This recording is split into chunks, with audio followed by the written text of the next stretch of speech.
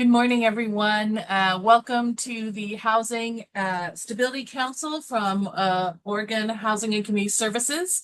My name is Mary Lee. I am a member of the council, and I am acting as chair for this meeting because Chair Farrell is traveling quite some distance to be with lovely family. So she's on the meeting.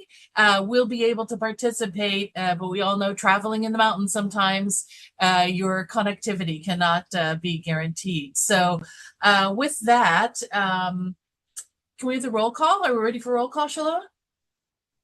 Sure. Thank you, Acting Chair Lee. Councilmember Farrell. Present. Thank you. Councilmember DeFantorum. Acting Chair Lee. Here. Councilmember Mena. Here. Councilmember Rogers. Present. Councilmember Meehan.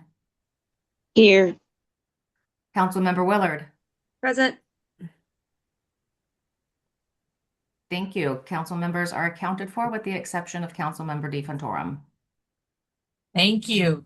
Shalom, will you tell us if there are any review and follow-up items from the last meeting? There are none. Thank you. Okay, now we're going into report of the chair, which is going to be super brief.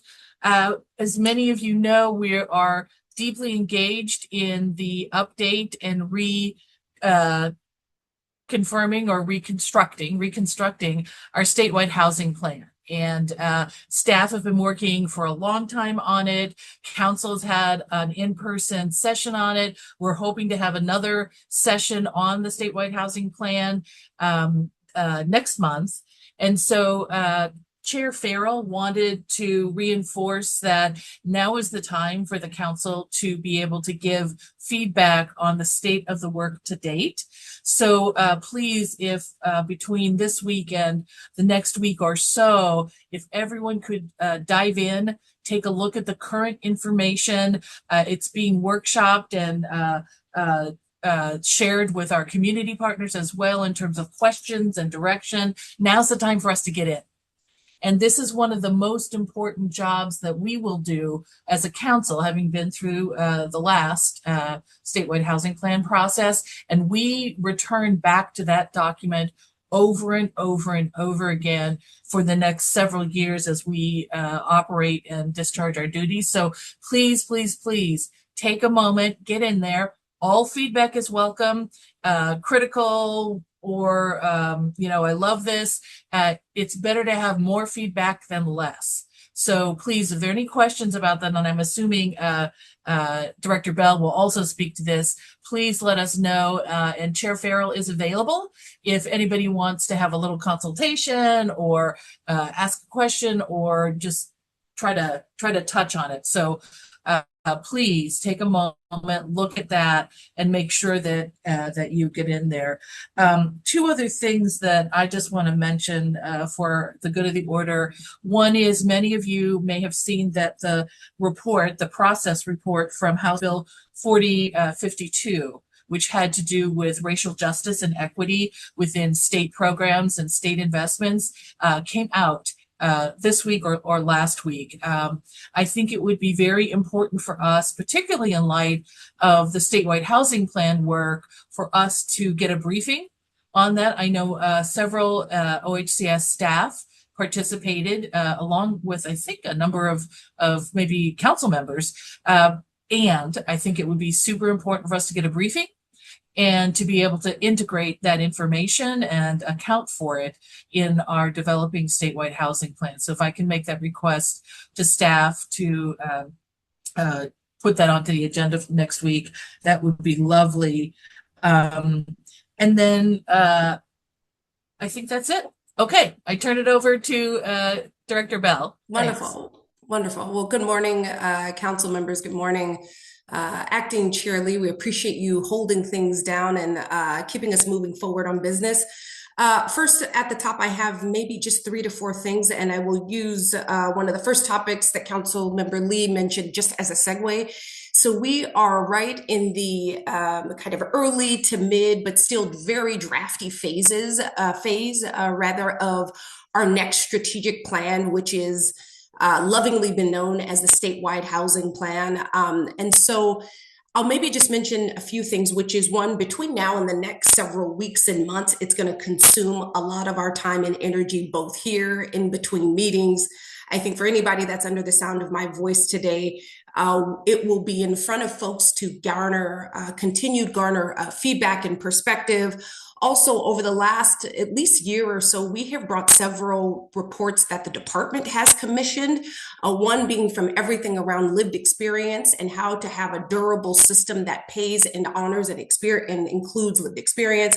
We've commissioned a lot of points related to costs and operating costs. We brought other bodies of work here around how we are seeking to operationalize our values. In addition to that work actually helping to move the needle forward in the near term for other bodies of work, those commission reports also are not stagnant. So you're going to see a lot of that work, particularly that big work that's going to happen over multiple years, also reflected in the draft version and also the final version of the next version of ourselves as well. I'll maybe just put this out there for just transparency, and also probably just one of the things I'm continuing to think about and also asking the council to think about in the next strategic plan, which is the larger question of beyond any one particular goal, beyond any one particular metric. The sum of it is all, of course, critical and important in what we're measuring ourselves to. But I think the broader question, or at least one of them, is what are the conditions that we are seeking to create as a housing agency that's going to deliver a more just, a more dignified, a more affordable life here in Oregon? And in answering what I know is a very large question to put in front of the council members, I think it is a perfect time to wrestle with the question. We also don't have to be the only authors of those answers, but we ought to have a perspective about it and then put a course of action towards it. That really is the heart of the next strategic plan from our perspective, which is what are the conditions that we're looking to create? What is the role and responsibility of public excellence in delivering housing outcomes? And then we think about our role. Positionality is part of it, resource is part of it, but also all of the other authorities that the department holds. How do we put all of that together, the sum of that together, to have what should be a really ambitious agenda? Now, I'm sure for anybody that's listening also knows we're going into the next budget cycle with not an abundant set of resources, and I am holding, and we are holding and acknowledging that reality, and also not seeing that as an excuse to not have an ambitious course of action in our next statewide housing plan. And so that's what we want to call people into. Our values are the same. Our mission is been just as invigorated, as strong, and we now need to plan out the next version of ourselves. So that's one of the big questions I'm putting in front of council. Thank you in advance for your willingness to wrestle with it.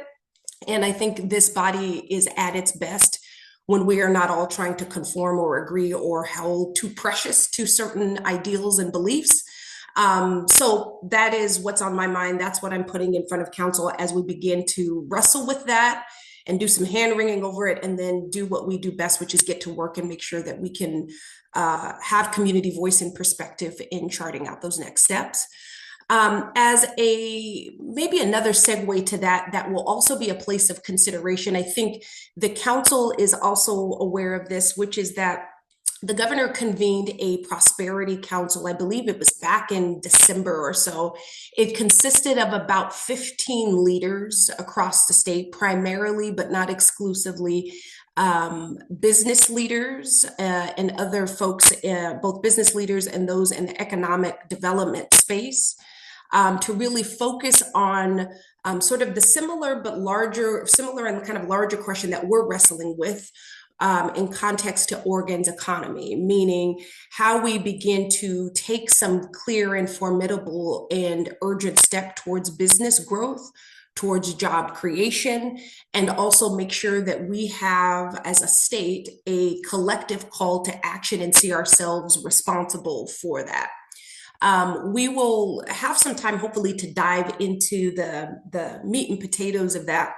But when I've reviewed those changes in its entirety, it's a mix of really big, expansive things like changes to the tax code. I think we've heard different fits and starts of ideas of that, changes to the tax code. It also introduces the idea of assessing the climate protection plan. There's also some other kind of smaller but still potent changes in there.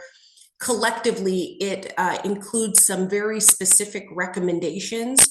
And within those recommendations, while they may not scream or expressly state housing in them, there very much is a summons in there for us, to which our work is going to be to then sort of understand and digest the intent of that report, where it's trying to go, and then where we as the state of Oregon's housing agency need to start thinking about themes and goals to help advance those shared goals. So I imagine as we get into our own statewide housing plan, we'll also be having to absorb the contents of that plan, as well as along with Mary Lee requests received around racial justice as well. That's always been a value of the agency, and also making sure that is both ambitious and quantifiable in terms of what it is we're aiming to move forward. Last couple things, we've had early conversations. This too will be a place of continued conversation around the agency's next agency request budget. So for 27-29, I'm not intentionally segueing everything back to the statewide housing plan, but so much of it does, which is the acknowledgement that even though our budget cycle is 2 years, housing needs that everyday people are contending with, that our state is contending with, they don't work in 2-year cycles. And so we don't want to be reduced to just a 2-year time frame. But all to say, we've had a couple of town halls. We had an in-person town hall, a virtual town hall. One of the things that council can expect is for us to synthesize the sum of that feedback and perspective as we begin to then kind of put together recommendations and ideas, both around the legislative concepts and then what policy option packages will look like. We'll bring that to this body and begin to have some unrushed open dialogue about that. And then the last one is mainly for council visibility pertaining to CDBG-DR funds, so Community Development Block Grant Disaster Recovery Funds. We received back in 2022, I believe it was, about $422 million to support long-term recovery needs after several wildfires that had occurred in 2020. I think the council is aware in the administration of that $422 million. We, along with a lot of local leaders that have been facilitating the work over these past several years, we've stood up several programs. Those programs are continuing to help facilitate the intended outcomes. It is not meeting all needs yet. Those programs are up and running, and we are now at a place where we have a couple of those programs that have resources that are supporting local projects that are overseen locally. That was one of the things that was really important to many of our local leaders, that they could develop their own projects, oversee their projects, and then to make sure that they could implement them with whatever local context and vision needed to be in mind. The CDBG-DR resources left to its own devices goes through February 2029. And what we've seen is where some of these projects locally that are very much needed, they're going to need additional time. It has always been the case for federal grants where you can request an extension, make your case for the extension, and then HUD will receive that. And generally speaking, if you have a sufficient good cause, particularly after a natural disaster takes place, they would approve that and give you additional time. So what we have done is we have submitted a request for an extension to go past that 2029 date to 2 years to 2031. We've done that. We've put in that request. The governor submitted a request. I believe some of our local commissioners in those impacted communities also submitted a request for an extension. We have yet to hear back from HUD on this. And so it'll be something that we will be watching very closely and might also need to ask for council support in. We have no reason at this point to believe that it wouldn't get approved, both because of the contents of it and also sufficient good cause that is further emphasized by local leaders that this is needed, and without it would be at the detriment of these projects being able to scale. And so I'm keeping the council just visibly aware of the request, visibly aware that it remains to be pending. And as we are working with HUD to make sure that this gets over the finish line, we'll make sure that council is aware and where we might need some support to get to the other side. We'll do that, but I wanted to make sure that the council was aware of that given the criticality of what's at stake. That is it for me. I will yield to see if there's any questions or other direction. Councilmember Lee. Thank you. Thanks for that report, and welcome to Councilmember DeFantoro. So just want for the record to make sure that we know we're all here. And any comments or questions to Director Bell's update?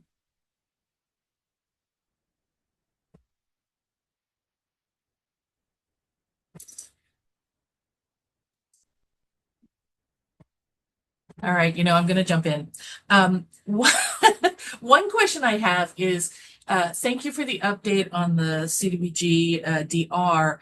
Is there any risk of potentially losing funding as the federal government is de-investing in disaster relief funds, looking to use those their funding to influence their policy directions, particularly in states like Oregon, where there are sanctuary protections? Do we have any sense of this could be a little fraught to be asking for an extension?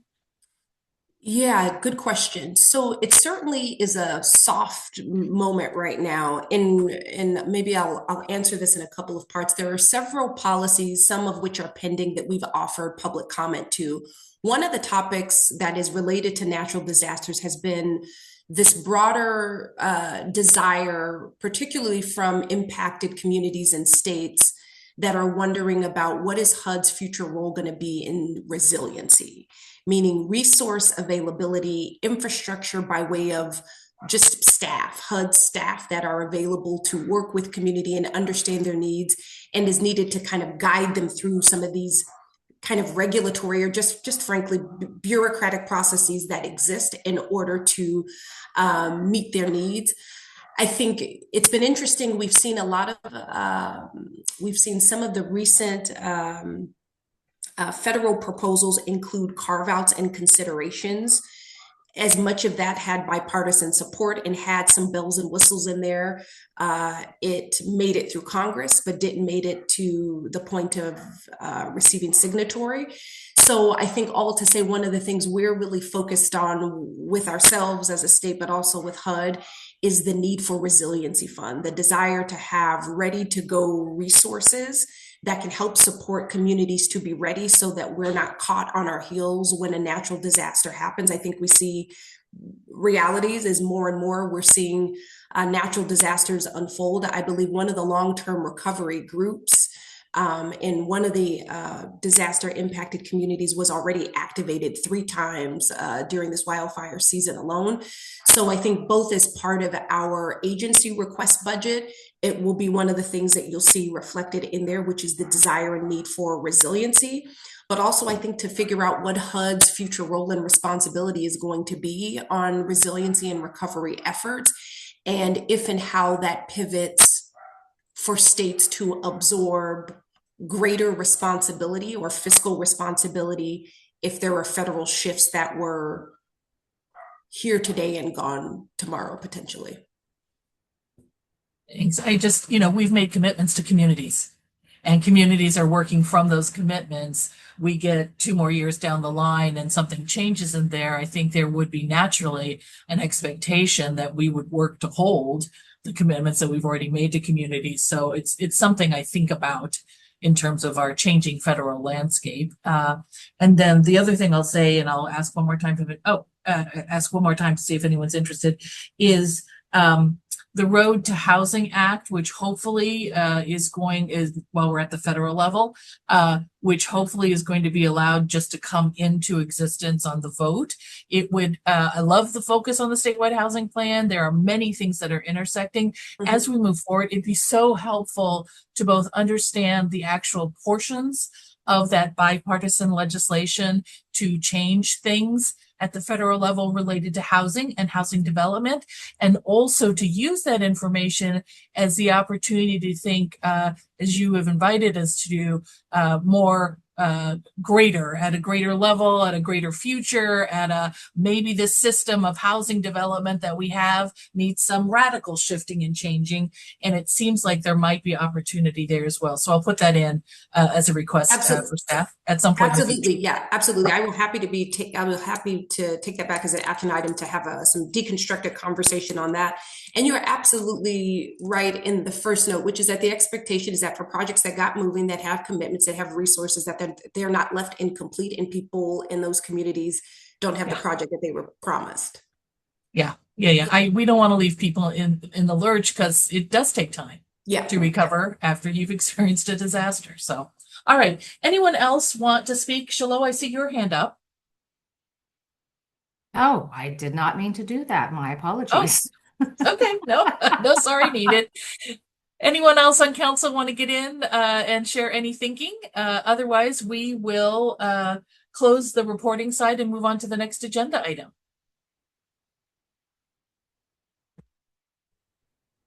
All right, I believe we have one person registered for public testimony related to our next presentation from the Affordable Rental Housing Division. Shiloh, will you invite that testimony, please? Yes, one moment.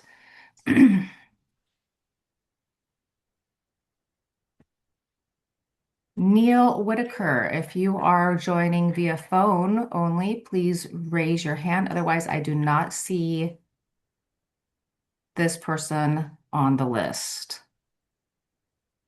as logged in.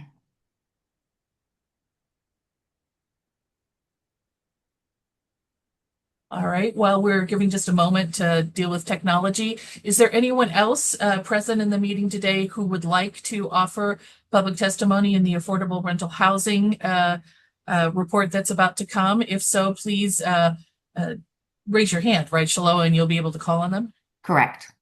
Yes, please raise your hand.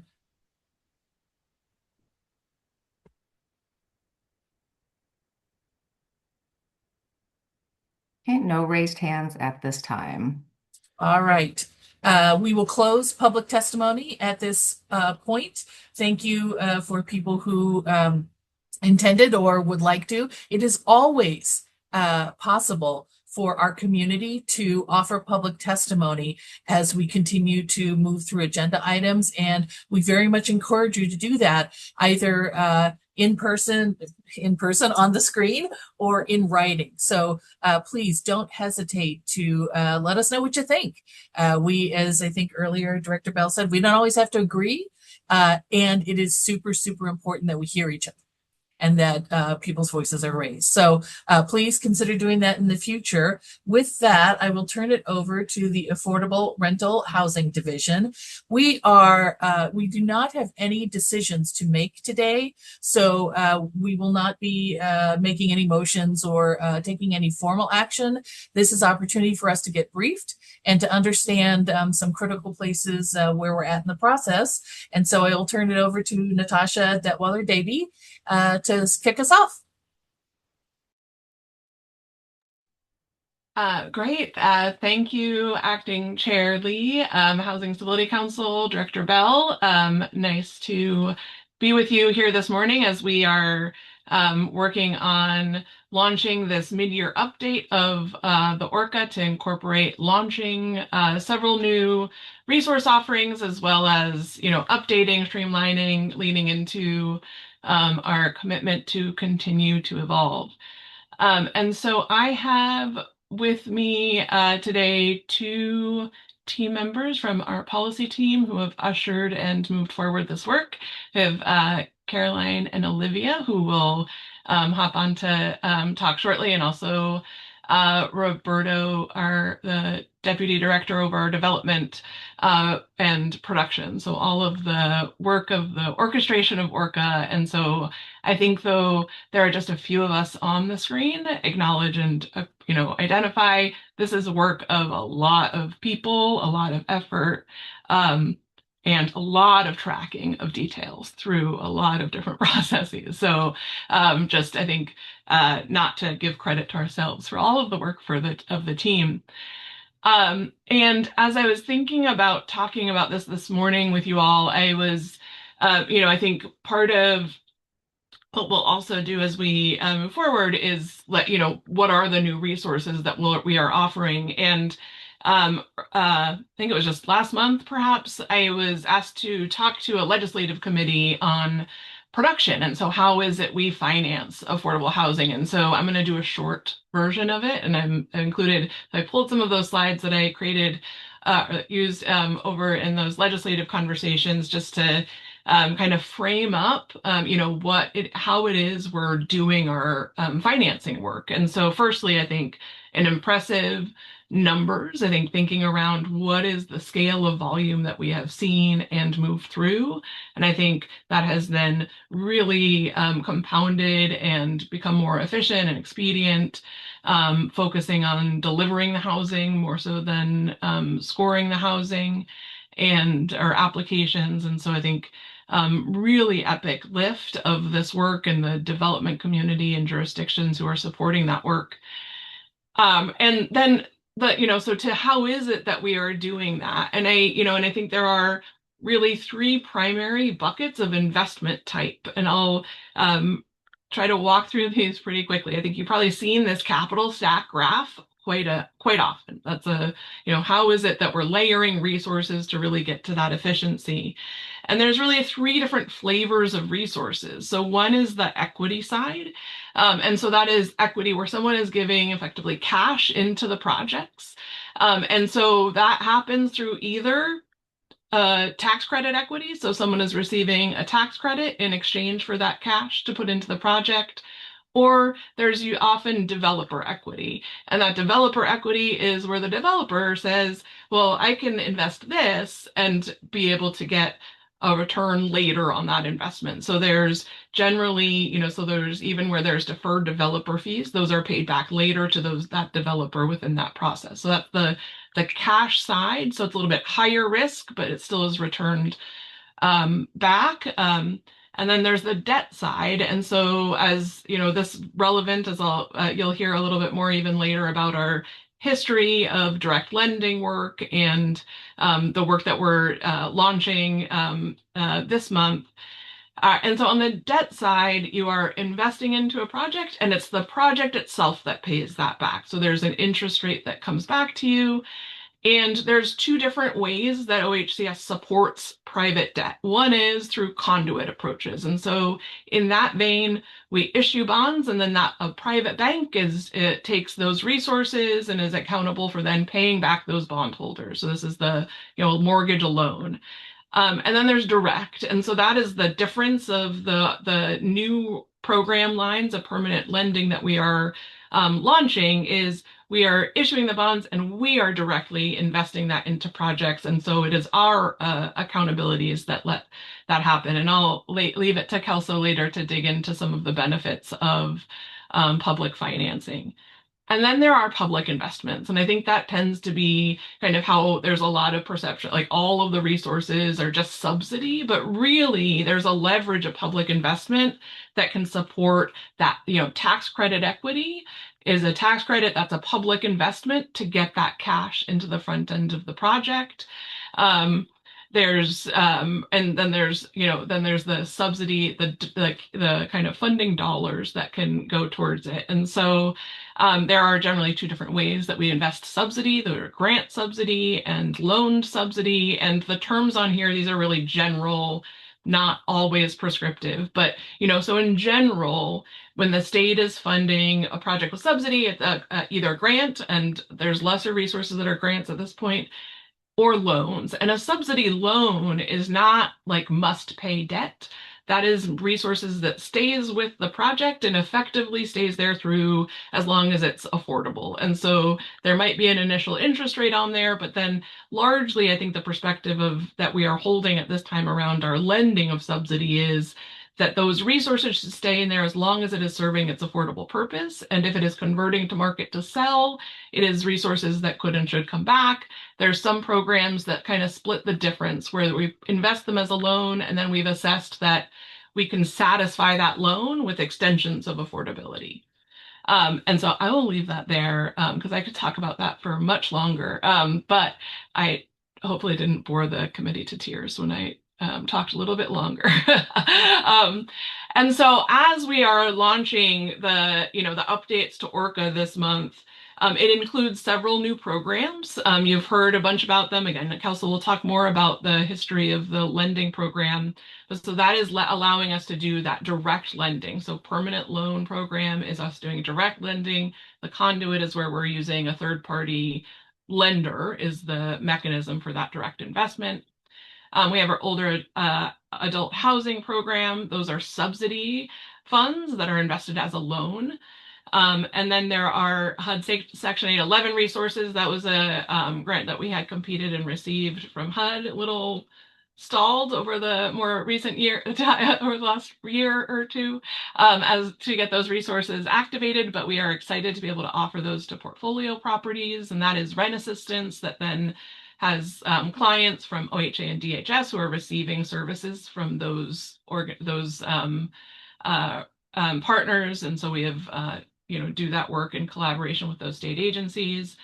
And then the last one on here is more of a support add-on to ORCA, which is we have our MURL investments, which are resources to be stewarded and led through local jurisdictions. And so the approach is where OHCS provides a loan to the city, and then the city is the direct investor into the housing. And one of the barriers that jurisdictions have talked about is we don't have financing teams that do housing. And so this ORCA update, the team have worked very hard to figure out the pathway to allow us to have a standards of process for jurisdictions to say, I would like OHCS to review this for us. And so we were from a consultative hat, we'll use our ORCA standards and be able to provide back to that jurisdiction an assessment of fit and reasonability across the projects. And so those are all very exciting updates that are going live in the ORCA update.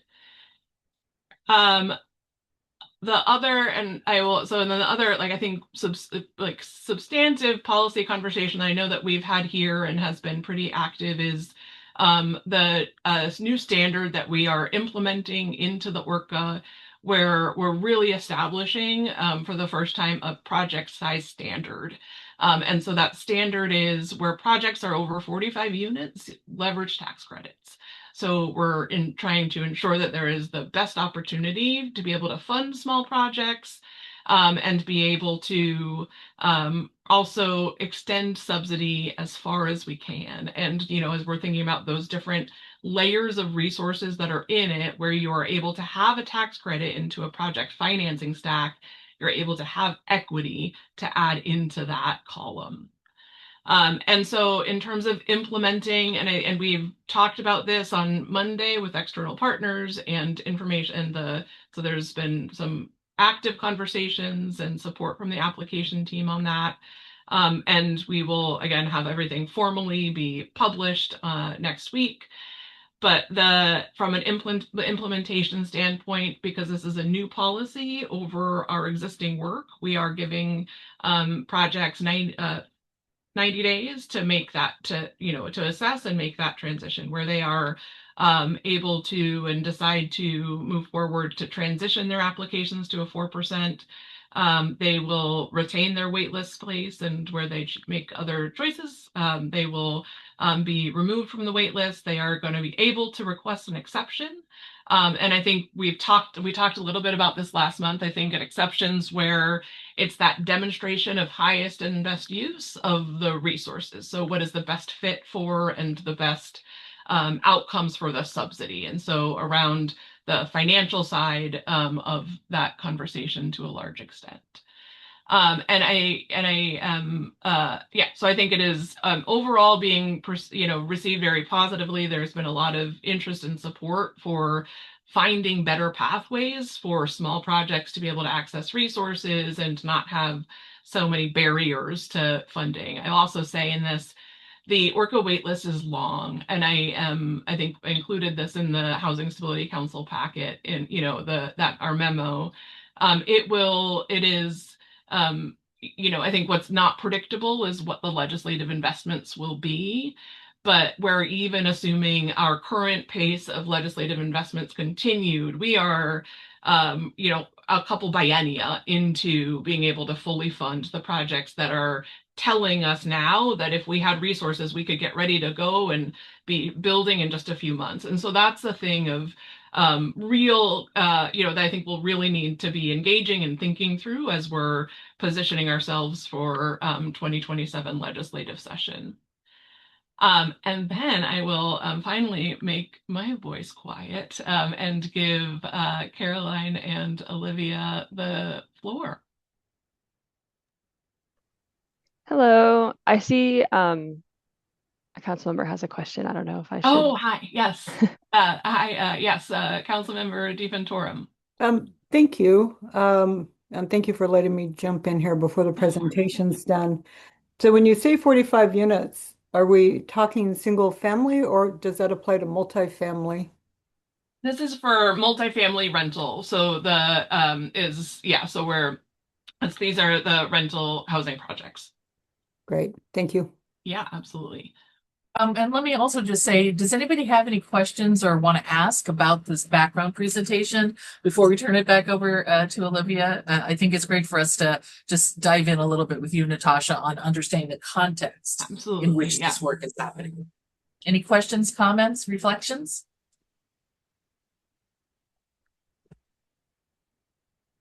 Okay, we move on. Thanks. Great. Okay. And with that, sorry, Olivia, handing it off to Olivia.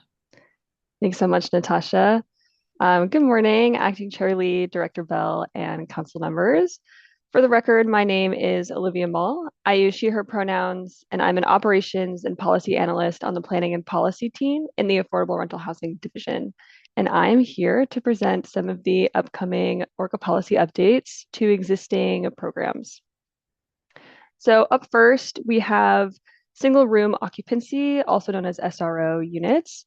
Up until now, the ORCA hasn't had any concrete policies around SROs, and after doing some external engagement, excluding specific programs that have their own guidelines around SROs, including PSH and preservation, the ORCA manual will introduce a policy that for all other programs and funding resources, we will generally not be supporting SROs. However, there will be an opportunity for partners to submit for an exception as they see fit. And moving to scattered site applications, this is a similar situation where up until now, the ORCA manual has not had a concrete policy around scattered sites either. And recently a policy was developed for preservation projects that we decided to make applicable to all rental housing projects. And that policy is as follows. Scattered site applications will be considered where the sponsor describes a need to bundle properties together to make the project viable. The sites are all within reasonable proximity to each other, which we defined as no property being further than 120 miles away from another property. And sites will have the same property management company, and one entity will be responsible for all reporting, compliance, and performance reviews. Next slide, please, Natasha. And then this last one that I'm going to talk about is related to our architectural guidance and the core development manual, which we call the CDM. And this one is less of a policy change and more of an internal process change. Currently, all of our partners through the ORCA manual use the core development manual, the CDM, for submitting architectural and design requirements.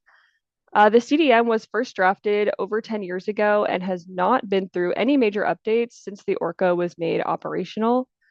Currently, the CDM contains the interactive checklist forms that partners fill out in relation to their funding source, and it contains detailed guidance on subjects related to architectural standards and design standards. However, it also contains a lot of application-related process guidance that is now all driven by the ORCA and therefore no longer relevant. In this upcoming update, we have given the CDM quite the cleanup, and we have split it into two new, more functional and more succinct documents: the OHCS Architectural Standards, which we are calling the OAS, and the Architectural Index. The OAS is comprised of newly updated interactive checklist forms that define the agency's architectural and design standards. OAS forms will take the place of the current CDM forms, and they will be administered through ORCA work centers in the same way that the CDM forms are currently administered. So that part will look the exact same to our partners. For this ORCA update, the OAS is comprised mostly of formatting and process-related improvements. There is very, very little change to the architectural standards themselves. The Architectural Index is a highly slimmed down and simplified version of the CDM, and it will function primarily as a supporting reference manual to the OAS. It's designed to provide definition and guidance in areas where more detailed guidance is required to complete an OAS task. And it also contains some existing architecture and construction related policy that is not connected with the OAS.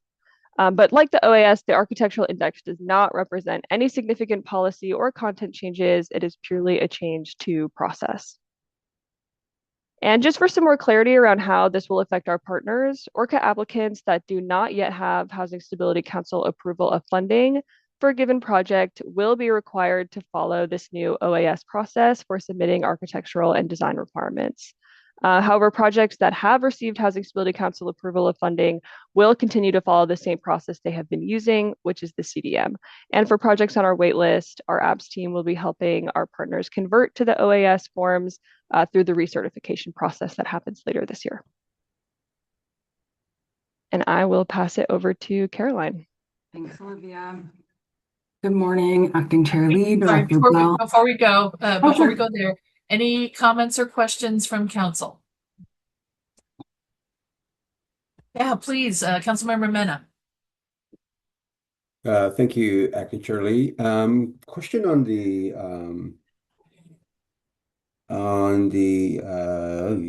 SROs. I understand that not applicable, but it would be done on exemption. How have the exception rules or instructions been drafted? Or how would one go about it, see if a potential SRO could be approved? Yes, in the ORCA manual, we have laid out the things that we will ask for when partners submit for an exception, which includes a market study. And I think there are two other things on that list that I'm forgetting, but they are detailed out in the ORCA manual itself. Thank you. Anyone else want to get in? All right. Thank you, Olivia. Carolyn, you're up. Thank you. Good morning, Acting Chair Lee, Director Bell, and council members. For the record, my name is Caroline Murphy. I use she, her pronouns, and I'm an operations and policy analyst on the planning and policy team in the Affordable Rental Housing Division. I have a few additional manual and process updates to share with you all. Up first here, we have the Resident Services Plan Guide. OHCS has developed a support document for the Resident Services Plan requirement in the ORCA and the subsequent Management Agent Packet, or MAP. The guide is intended to provide earlier, clearer guidance on OHCS expectations and best practices so partners can submit stronger plans earlier in the project lifecycle. This does not change or increase existing resident services requirements. Rather, it is intended to help partners better understand and meet existing standards, reduce avoidable revisions during review, and support a smoother transition into the more detailed MAP review process. A web update and work center support update will accompany the release, and related tasks will be assigned to new applicants.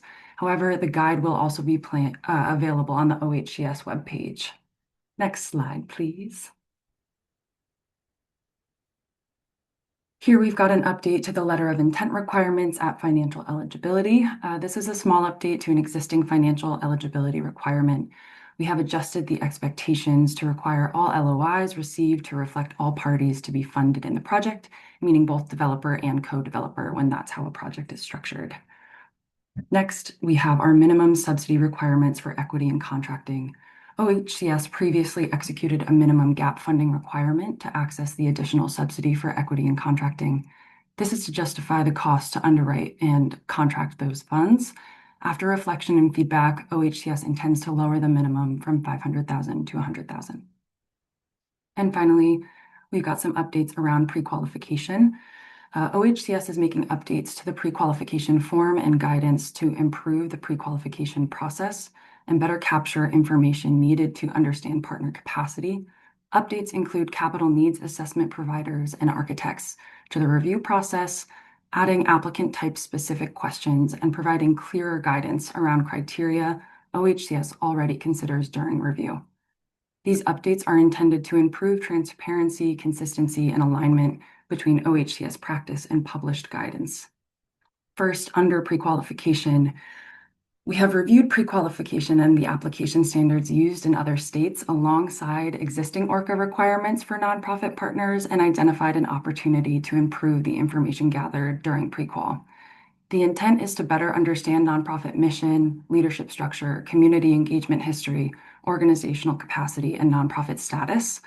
This information will help OHCS support nonprofit partners and ensure resources intended for nonprofit, mission-driven, community-centered organizations are directed appropriately. If a developer, co-developer, consultant, or owner-sponsor identifies as a nonprofit, OHCS will request additional information about entity mission, leadership structure, nonprofit status, and related organizational information. The goal is not to create unnecessary burden, but to gather relevant information earlier and more consistent as part of pre-qualification. And finally, here we've got an update to COVID and race/ethnicity questions. When I say COVID, I mean Certification Office for Business Inclusion and Diversity. OHCS has historically collected COVID and demographic information at different points in the application process, but the collection has not always been consistent or stored in a way that allows the agency to easily aggregate, query, or report on the information over time. As OHCS continues to expand the use of pre-qualification and entity records in ProLink, voluntarily collected COVID and race/ethnicity information can now be maintained in a centralized partner record. This creates a more efficient process for both OHCS and partners by allowing the information to be provided once through pre-qualification rather than requested repeatedly across individual applications. The information will remain voluntary and may be reviewed or updated through the annual pre-qualification recertification process as needed. This approach improves data consistency and reporting capacity while reducing duplicative requests for partners who may submit multiple applications over time. I'll take a pause here and see if folks have questions before we move into some additional updates. Councilmember DiFontoro. Hi, thank you, Interim Chair Lee. So it's not really a question and I don't really need an answer today, but while I'm remembering, I want to flag this. There was mention of management companies, and I think it's important, at least to me, to flag the need for investment and capacity building for culturally specific management companies. It's a challenge in some of our multifamily projects to find that culturally relevant or culturally specific service providers. So I just want to flag that for a future conversation. Thank you. Thank you. Councilmember Meehan. Thank you, Acting Chair Lee. I'm sorry. I feel like I'm a little delayed here. I feel that I have some more questions about supportive housing services and things like that. I feel like I'm delayed in getting the information and backtracking. So I just didn't want to think that I wasn't paying attention or that don't have questions. I definitely have a lot of questions. I feel like there's a lot of information coming at me. So just wanted to share that. Thank you. Thank you so much. And no sorries ever needed. We all have to have a chance to understand this and hear this. What I think I'm hearing is that there is a lot here. And not only from Councilmember Meehan, but from others, and that we need to thank you for this initial presentation, and we would like to have some more discussion about some of the specifics in here. So let me just first see, is there anyone else on the council who wants to share, and then I'm going to share some of my curiosities. Councilmember Lee, if I can maybe just offer one quick query as you're ahead of your reflection as council is thinking about what next conversations. It would be helpful for me and perhaps us to know how to frame and set up a conversation where folks have digestible kind of baseline understanding. So I imagine if we just continue to do presentations, that's not scratching the itch, but it would be helpful to know. I think Councilmember Meehan mentioned a more robust conversation, which is, you know, of course, kind of what we're trying to get to here, but it would be helpful to know specifically, where do you need us to pivot? And whether that needs to take place outside of the council where we need to have kind of one-on-one. However, you know, that offer has always stood and continues to stand, but it would be helpful to know so we know what we're aiming for so we can meet your needs. Sure, absolutely. I think it's very important for us to have this background. So I view this as the background information. Maybe the next step, in council, sibling council members, I'm looking to you now, for us to identify the places where we have questions or curiosities based on this background information, and then look to a subsequent deeper dive into those areas. And then also, I think this opportunity for individual briefing might also, outside of a council meeting, might also be a good thing for those of us who are not on the development side of the arena, and understanding some of the deeper questions. Yeah, Councilmember Meehan, please. Yeah, I mean, for sure, the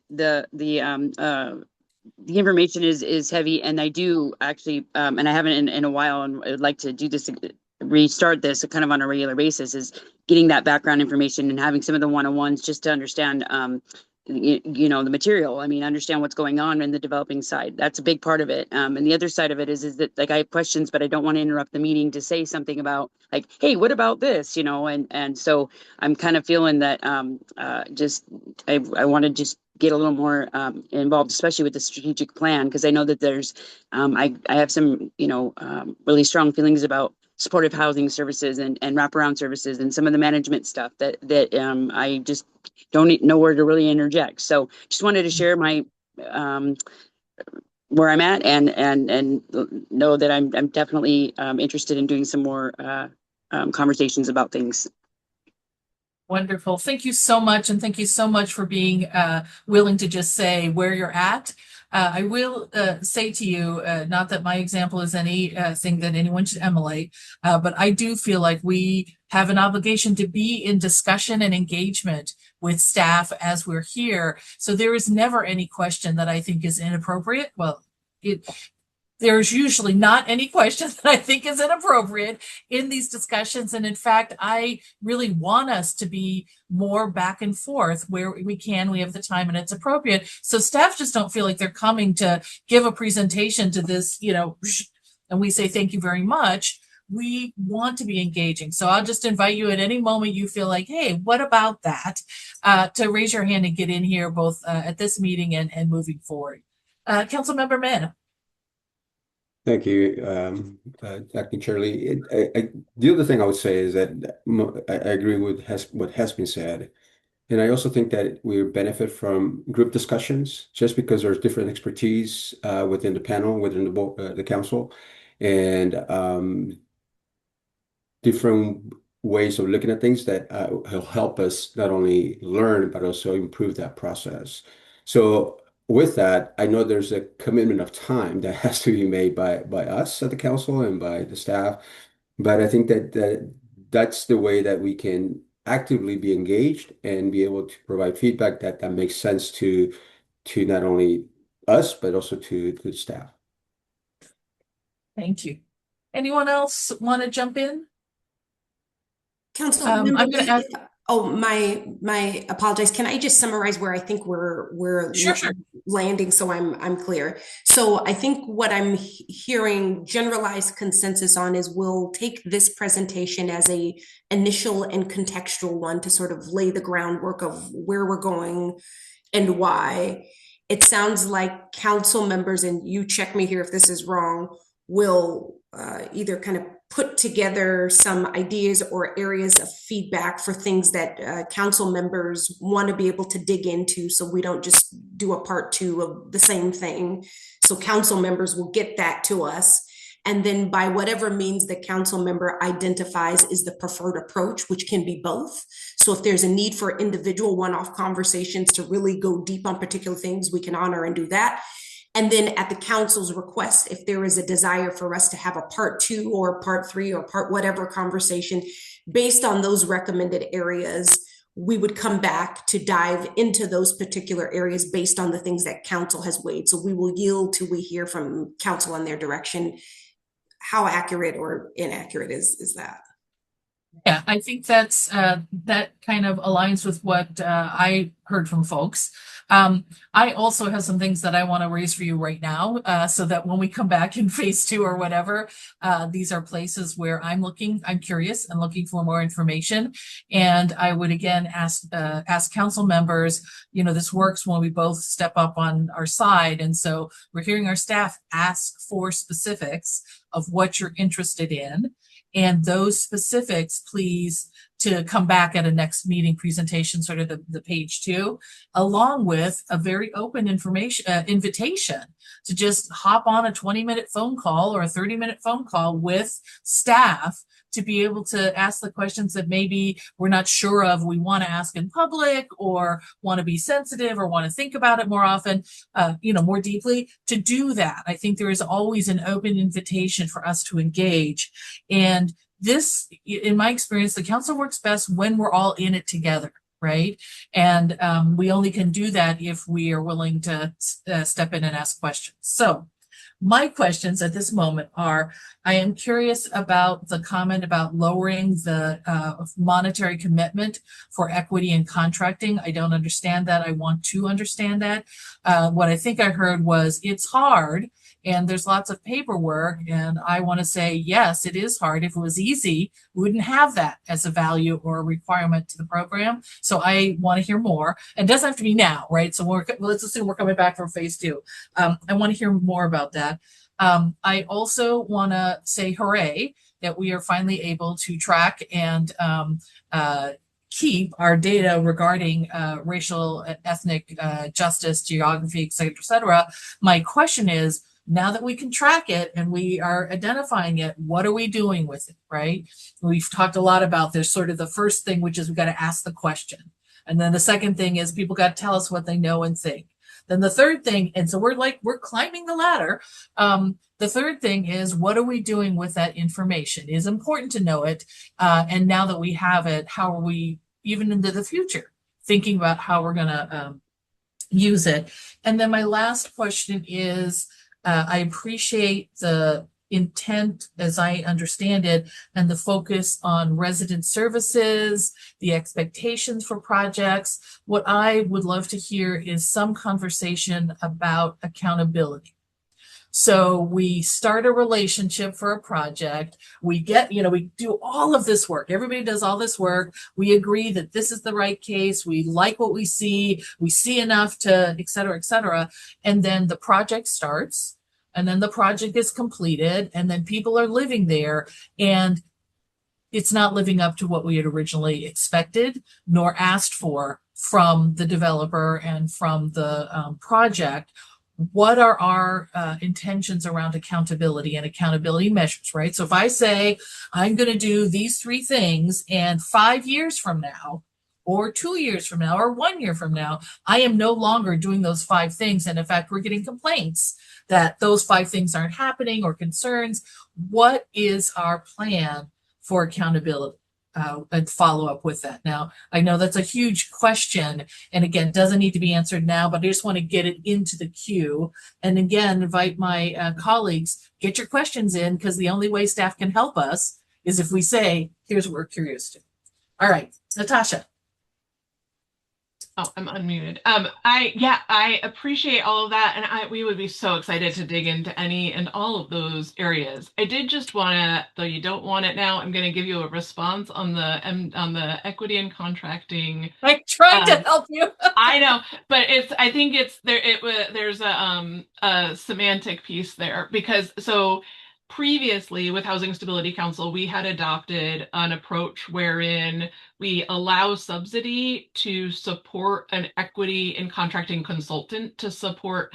So, like so much of MWSB is, are you calling your friend? Are you trying to really find those contractors? And so Yeah.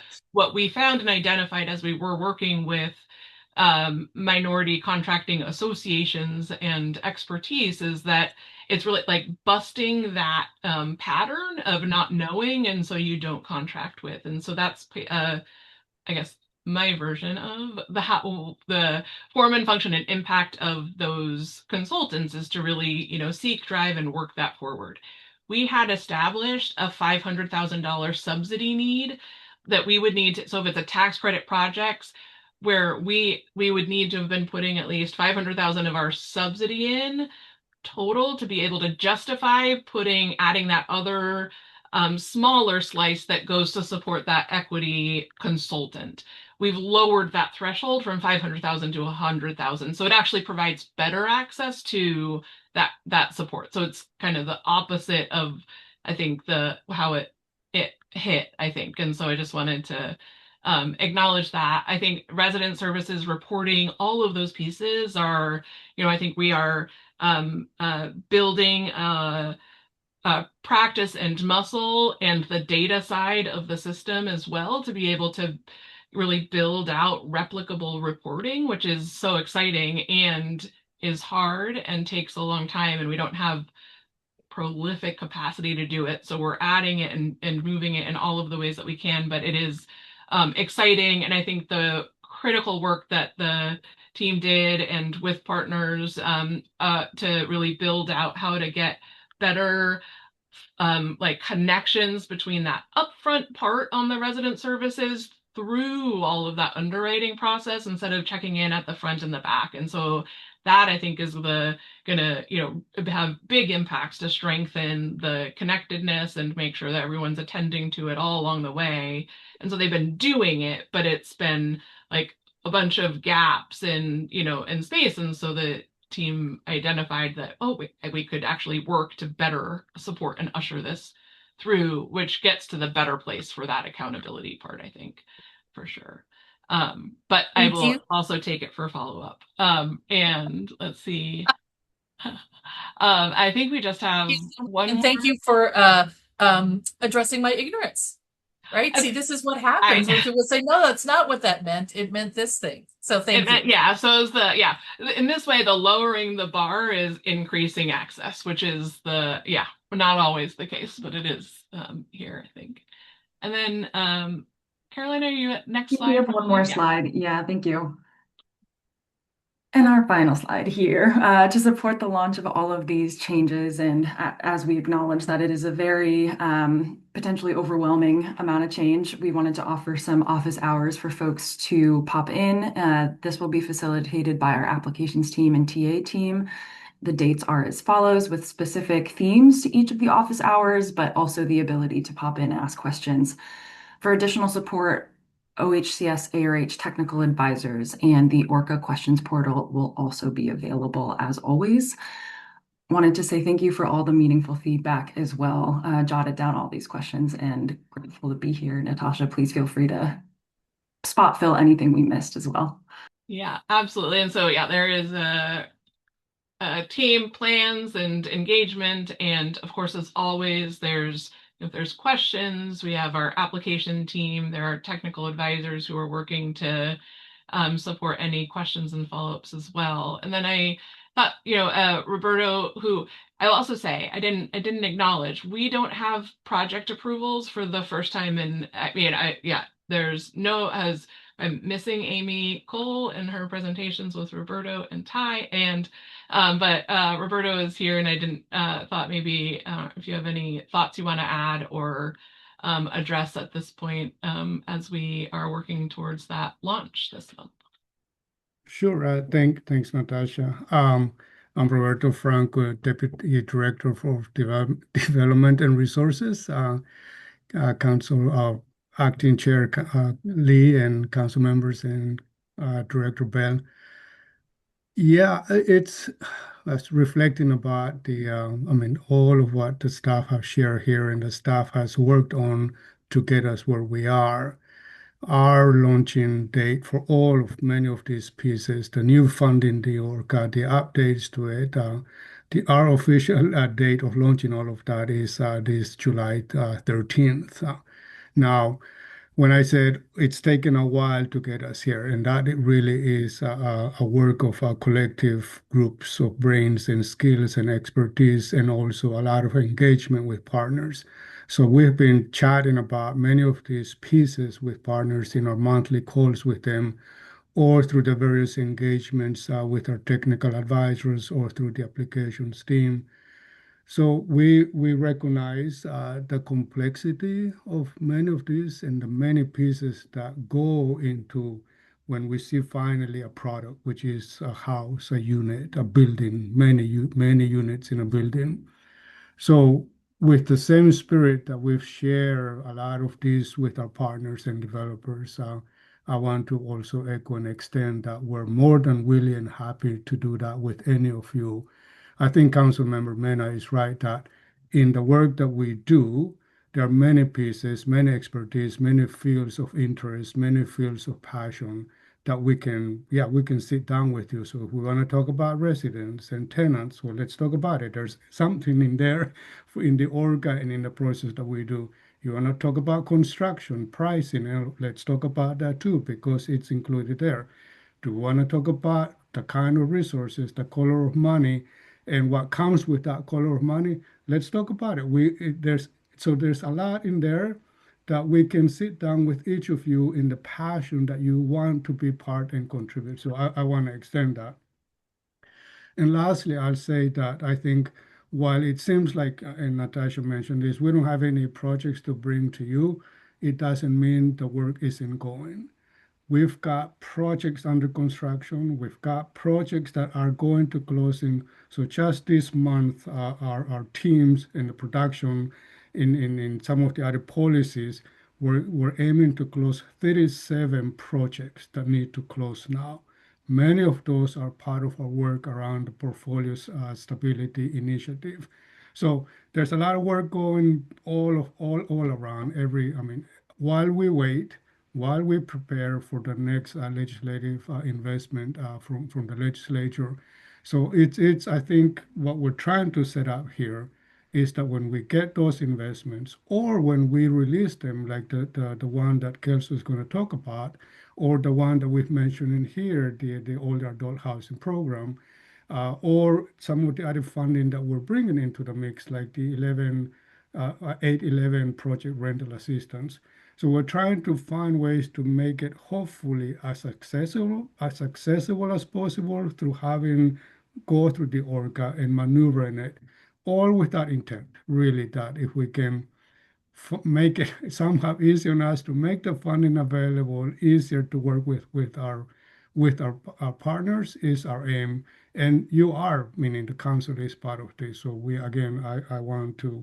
I'll offer myself, and if you would like to chat more, and we're more than happy to do that. Or if you have organizations in your communities interested about this, also let us know. We're more than happy to talk with any group that you think ought to be part of the work and helping create housing throughout our community. So again, with much appreciation for hearing what we're working on, what we're thinking, but again, we would like to do it with you. So I'll leave it at that, but thank you.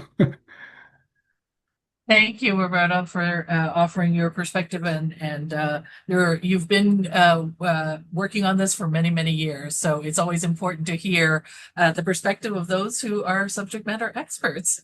Natasha, do we have two other presentations or briefings in this section? I'm going to call this good for the ORCA. I think it's really just one more on the lending program. Great. We have about 15 minutes left in the time that we had scheduled. Yep. Yeah, I think that'll be just great. And so thank you Awesome. all. Thanks, everybody. We'll close that first. And I will welcome here Kelso, and I will start that screen share. And so again, as we're thinking around those different resource types, this is our the lending side and direct lending. And so last time Kelso was here, there were questions around, what is this and what has this been? And so this is really following up as really doing that part of trying to just continue our discussion forward. So Kelso.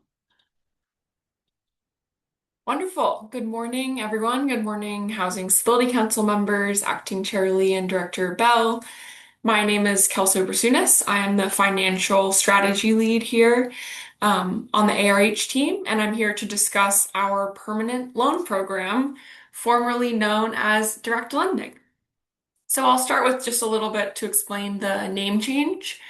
Direct lending, I think, really describes what our overall strategy is. So OHCS, we're really leaning into sort of our ability as a public lender to make loans to projects at affordable rates and with flexible terms, and to reinvest back into projects as well. But I don't think that direct lending really describes to partners what that is or what that means. It could mean a lot of things. And so permanent loan program, which is our new name for this, is just more descriptive for partners of what this is. So I'm going to do my best to get that name change right in this presentation. And as Natasha said, I was here in January to provide an overview of the program, talk about the goals of this perm loan program and the timeline. And then in April, I reviewed some of the loan product details, as well as introduced additional lending oversight with our newly formed credit committee, shared some engagement updates, as well as information on charges and transaction costs. And so I'm back one more time before our launch next week to follow up on some of our prior conversations, as well as answer questions that were raised by the council in previous meetings. And so today I'm going to be talking about historical reflections on what happened last time we did perm lending, what are we changing this time, and what our role is as a public lender. And I think that it's important, especially for this program, to present and discuss several times with council. Housing Stability Council, as with other OHCS funding sources, will be the final reviewer and approver on these loans. And these loans are quite different. They have a different underwriting process, a different risk profile, and just a different set of controls and oversight from OHCS. And so I think we want to make sure that we're fully bringing you along, keeping you informed, and answering all of your questions as we launch this program. The last piece of intro I'll give before we get into the details is just as a reminder, this permanent loan program is fixed rate first lien permanent loans. So when we were looking at the capital stack earlier in the presentation, this is a debt tool for capital stacks for affordable housing finance. So for these perm loans, we are not funding construction. So these are the long-term mortgages that come in at stabilization. And the way that we get this funding is we sell bonds and we loan the proceeds to projects. So we're not relying on general fund or any other legislative appropriations. And the goal is there's several goals, but one of them is to provide cheaper debt for projects through lower interest rates and longer loan terms and amortization periods. Next slide. Or one before. Perfect, thank you. So as a reminder, we have two loan products to start. We have elderly and disabled, or E&D, and we have HUD risk share. So E&D, this is available for projects that serve older adults or people with disabilities. And then HUD risk share, this is a program with HUD where HUD and OHCS split the risk of loan default. And many other states have this, at least 17 other states have this. And I wanted to bring up the loan products again because I think it's important to say and to share that OHCS does have a track record of successful lending in the past. So we mostly stopped around 2007. But as an example, for E&D, we issued in the past $589 million in E&D bonds, which supported 355 developments and over 7,000 units. So we have this historical track record. Next slide. So a little bit on why we stopped permanent lending and then what we want to be doing differently now. There's a few reasons why we stopped permanent lending in the past. Again, it mostly stopped around 2007. So there's a few reasons. There wasn't really one reason. There's several factors. The first one is that conduit bonds, which is our other type of lending, they carry lower financial risk to OHCS. And so in the aftermath of the 2008 financial crisis, I think it didn't make sense to carry the long-term risk of being in that first lien position with these loans. And then I think B, there, of course, wasn't a lot of housing being built or preserved at that time. And just as a reminder, I know Natasha touched on this as well, with conduit bonds, OHCS is providing sufficient underwriting and oversight, and we're supporting on the bond issuance and the tax forms and filing, but we don't take any credit risk with respect to the projects. So we have a bank or a private lender that's doing an additional level of underwriting, and they're the ones dispersing funds directly to projects and collecting payments. And so with OHCS permanent lending, we're doing both of those pieces. We're both issuing the bond and then loaning the funds to projects. I think the second reason why we stopped permanent lending is that during low interest rate environments that we've seen over the past 2 decades, the allowable earnings on tax-exempt funded loans were minimal. So it just reduced the financial value of OHCS perm loans, and they weren't as favorable compared to other options in the market. And I think the third piece is around charges. So conduit bond charges were substantially discounted from market standards and from what we saw in the permanent loan program. And so the conduit bond program had an inherent financial benefit over OHCS perm loans.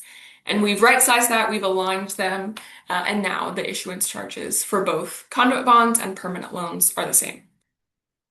And I think what's important to also say here is that the state can be a reliable capital source when private markets tighten, and this will certainly ebb and flow. Sometimes it'll be more useful, sometimes it'll be less useful. And so I think the goal is we're reopening this program next week. We hope to keep it open and then be ready for market changes as they come. And then a little bit about what is different now as we're reopening this program. We've definitely done engagement with developers and partners, including many partners that were with us when we used to have this perm loan program. And so we've learned from some of their experience with the way it functioned before. And we're hoping to have more flexible terms. So this includes prepayment options, the ability to fund unrestricted units, which opens the door for mixed income projects, and then integration into our existing ORCA process. The other thing I'll note is that we want to, continue to explore what other loan options and structures might look like.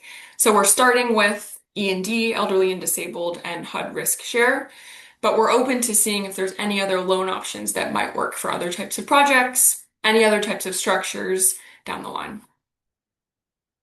Next slide. All right, I think I have 2 more slides. This one is about our role as a public lender and sort of the main reasons, and then a little bit about REITs. And I know we're running tight on time, so I'll try to. Okay, just let me know. So I think one of the main and most exciting roles as a public lender is that we can balance risk and impact. So we can really align mission to debt financing rather than relying solely on profit-driven lending. Of course, we will be fiscally responsible, but that is not our only consideration, driver, or value. I think the second reason why we're leaning into our role as a public lender is, of course, legislative direction. So Senate Bill 684, this is from 2026 legislative session. This directed OHCS to develop and implement permanent lending strategies. So we're carrying that out with relaunching the program. The third piece is that OHCS has the structure and the expertise and the underwriting experience necessary to relaunch this program and to protect tenants and taxpayers along the way. And we certainly, as we've spent the past over a year, launching this program, getting everything ready to go, we certainly identified some gaps and we solved those in a few ways.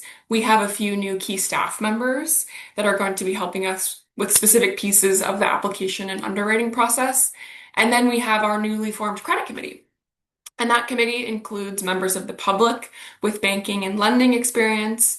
It includes other state agencies that have bond and underwriting experience. And it also includes other state HFAs, housing finance agencies, with public permanent loan programs that are pretty similar to ours. And so these lending programs, HUD, Risk Share, and E&D, they can't be delegated to a third party. Public agencies have to administer them and issue the related bonds. Only public agencies can issue tax-exempt bonds. So contracting out the underwriting or the application process would undermine these efficiencies. And also, OHCS will be the long-term compliance manager. We're the one taking on the credit risk, and so it's important that the underwriting and the application ourselves. But I will note, we are contracting out some discrete and really specific pieces of work where we don't have the correct skill set or perspective. So a few examples, a local bank is partnering with us to service these loans. And then we rely on expertise from bond counsel, financial advisors, and others to price and sell bonds. So certainly relying on other perspectives and expertise as well. The fourth reason why we're stepping into this is that we do know that there are gaps in the market for projects that are seeking perm loans. A few of the things that we've heard where there are gaps are refinancings, PSH projects, mixed or middle income, and then new borrowers and potentially certain geographic areas. We've also heard and we've seen that there are just fewer local lenders in Oregon and higher interest rates as well as increased caution by banks. Private lenders will certainly continue to play an important role in the Oregon affordable housing ecosystem, especially for a wide range of projects. We know that there's a lot of efficiencies when private lenders do construction to perm loans, so they do both pieces, there's efficiencies saved there. And also when there's transactions involving the Oregon Affordable Housing Tax Credit. This is a state tax credit for lenders. Of course, OHCS does not have state tax liability, so we will not be using that credit on projects. And then the last one is there are efficiencies that we hope projects will gain from just having less funders. So we know that many projects layer multiple OHCS resources. So we hope that with OHCS serving as the permanent lender, it reduces the number of funders, and then also potentially some of the requirements, some of the underwriting and the reporting requirements, and the associated charges. To give an example, for conduit bonds, which we've talked about, projects pay two sets of charges. So they pay to us for the tax-exempt bond issuance, and then they also pay to the private lender for underwriting and dispersing the loan. And for the OHCS permanent loan program, there's just one set of charges since we're doing both pieces, bond issuance, underwriting, dispersing the loan. Next and last slide. This just gives you an example of one of the resources that we will have on our website for developers. We're going to have a term sheet with our loan terms and requirements, a full permanent loan manual, and then an interest rate sheet. So it'll be posted weekly, updated weekly on our website with updated interest rates from our financial advisors based on market conditions. So just wanted to give you a sense of what some of that information will entail. I'll just note these interest rates are from last week, so they will be updated next week when we launch. We will have the same rates for E&D and Risk Share, and partners will pick which one works best for their project based on project and tenant specifics. And so what you're seeing here is two potential loan structures for developers. So loan structure 1 has no balloon. It's a 40-year loan term and a 40-year amortization period. And loan structure 2 has a balloon at 17 years. And what this means is that there's lower monthly payments for the first 17 years and then a larger lump sum payment due at 17 years. And again, developers can pick whichever one works best for them.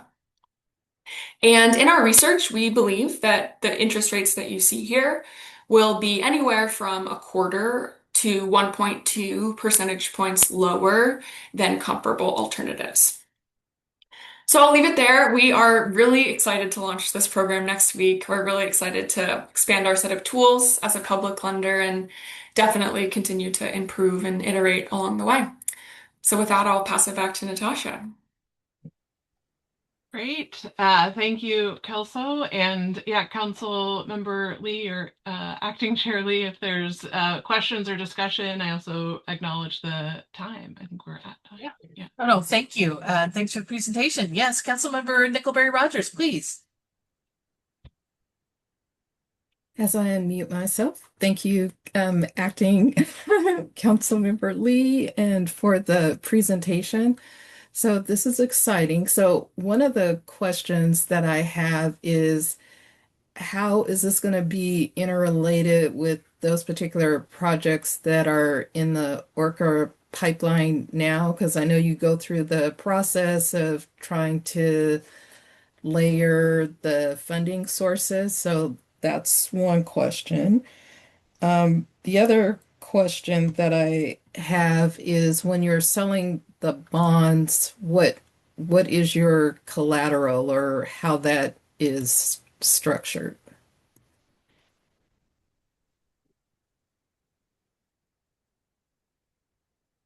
I'll let you. Do you want to take it, Kelso? I will.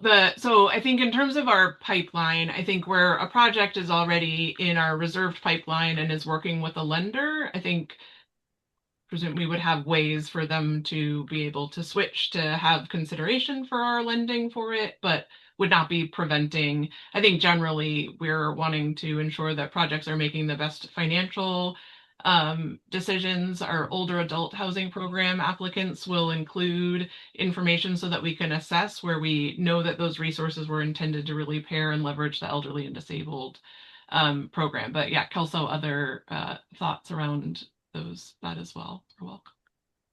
Yeah, I think on the selling of the bonds piece and what the collateral is, it's a little bit different for E&D and risk share. So E&D is actually was a voter approved constitutional amendment from the 70s. So this is backed by the state's general obligation. And so that's where that's part of the pricing. And then for HUD risk share, those are direct revenue bonds. So those are just backed by the revenues of the projects, but we do have the support of HUD, and HUD is splitting the risk of loan default with us. We're starting with 50-50. Thank you. Thank you. Councilmember Mena. Thank you. Just a quick question, not really being involved deep into this type of financing and the impact that would have at the state, which sounds like it'd be a great leverage component for all of us. In your conversations with the community and other partners, what is their biggest concern or challenge that you see with this approach?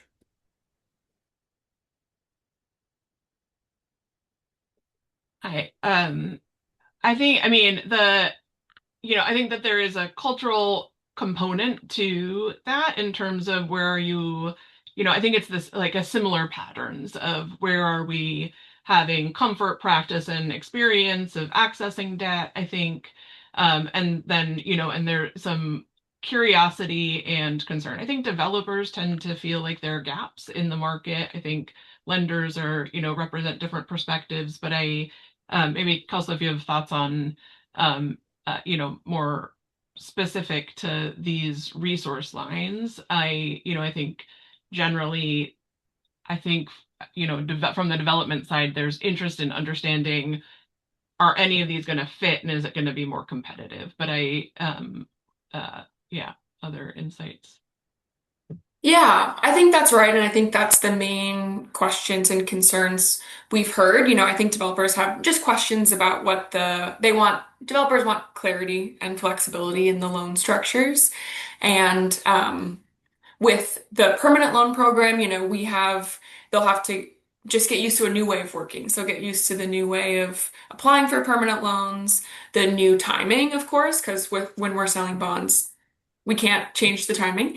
And so I think the biggest things we'll have to figure out is just the new process as well as the new timing to align with the bond sale. And Councilmember Mena, maybe I'll offer just maybe a balcony level perspective that might get to the heart or some part of your question that other council members might be interested to know, which is, as I think Kelso and the team have worked through a lot of the core expertise that go into the function of how does this work? How is it going to be a benefit? And then how will it serve in my or our shared interests? I think a lot of that due diligence has been done with Kelso and the team. I do think that there is a vein of similarity that I've heard feedback, that I've received direct feedback from. I would say it has not been outsized in volume to most folks that have just said, do something. Like, we've got all of these different constraints and things coming our way. Continue to be flexible and put things forward that might be helpful, with all of the, of course, appropriate due diligence that should travel along with it. That has been the bulk. There has been a vein of feedback that I've heard that I think has been less operational and more symbolic. And for part of the symbolism, I'm not sure how much of it is our issue to solve for, and where we just need to work by example and have the work speak for itself, which is, should the agency do it? Just should. Without a recommendation kind of traveling along with it, to the risk of what if we didn't do it? And I think part of it has gone to a little bit of what I've considered to be antiquity, kind of sometimes kind of stuck in outdated ways of working, of what should and what shouldn't, just to be really direct. And I think what has centered us on this work, and probably much of what is going to we continue to bring to council, is I think, if I can just be direct, which is this: we don't want to be so stuck in fear of change that we do nothing.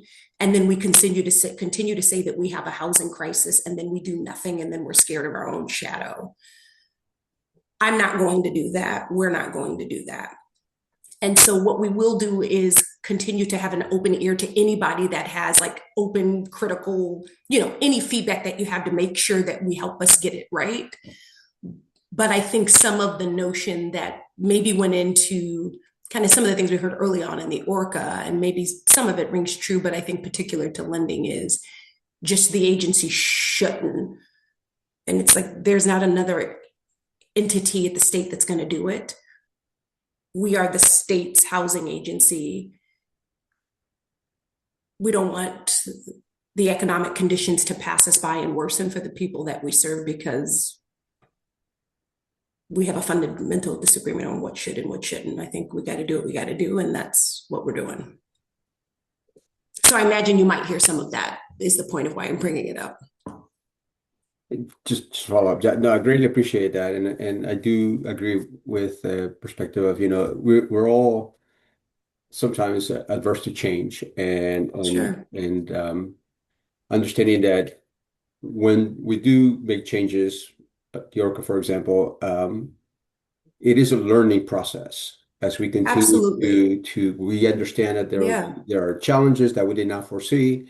Understand there are things that have come up that were not part of the equation, but now we need to address and I think that, just like with the ORCA, I think that we just need to be more proactive in terms of addressing those issues that I'm sure we'll encounter once we launch this new endeavor. So, Yeah, I think that's right. And that's part of what's reflected, I think, in some of the changes you're hearing today, which is folks saying you need to go back and work at this thing and tighten this thing up. And it's like, okay, let's do that. And we're taking it. And so I imagine with this thing, we'll learn and keep bringing these learnings with you. And also, I think, have a shared agreement. And I believe in empowerment from our council, which is to be as ambitious as we can, and to make sure that we're doing the proper due diligence forward. And when we've missed it and we got it wrong, we'll fix it and keep working at it. Right on. Thank you. Anyone else have a comment or reflection? Thank you, Team Affordable Rental Housing Division, for great information and engagement. I really am, hopeful and encouraged by this continued learning of how we're going to talk back and forth to each other and share information. So thank you for being willing to do that. I just want to clarify, if people are looking at the agenda, we are at least 15 minutes ahead of the agenda. What I am monitoring us to is we had 60 minutes for this issue, and that's where I'm trying to work us to. So there's no constraint. There is simply, we, had some ideas, and as you see, we had some really generative discussion. So we'll take longer than the 60 minutes that we thought we had there. Towards that end, I want to propose, it's 10:35, that we take a very quick 5 minutes so that our eyes come off the screen, stand up. It's not a break. It's simply, every 90 minutes we need to get up, move around, do that thing. So at 10:40, we'll be back in. Thanks.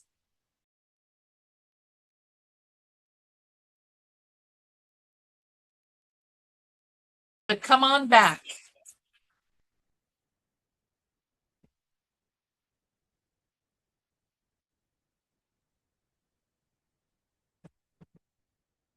Hey, Liz.